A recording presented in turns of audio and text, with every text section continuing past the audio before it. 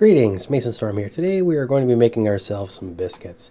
Now these are maple biscuits, and I'm going to be making them a little bit on the bigger size so I can use them as buns in a future project.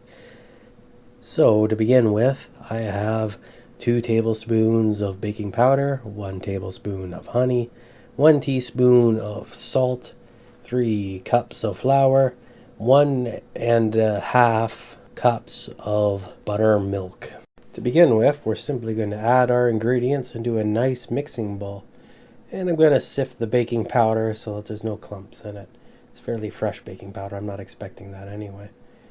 And of course, once we get all of our ingredients inside of our mixing bowl, it's time to mix it.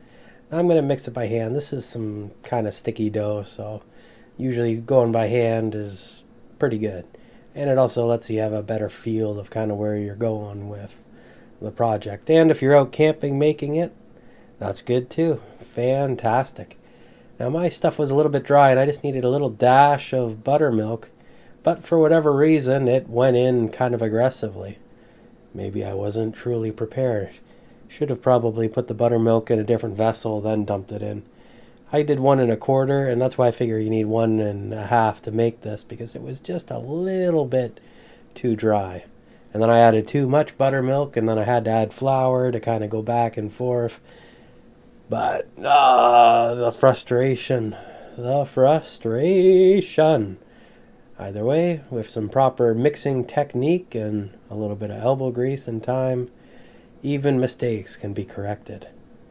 And once we have our dough kind of to the consistency that we want, it's time to begin to divide it into portions when it comes to making our biscuits.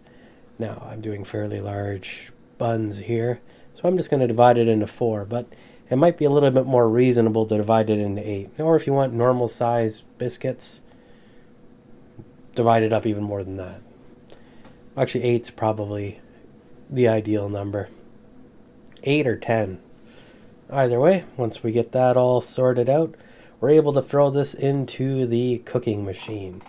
I'm going to be using the oven at 425 degrees, and I'm going to cook them till they're nice and golden brown on the outside.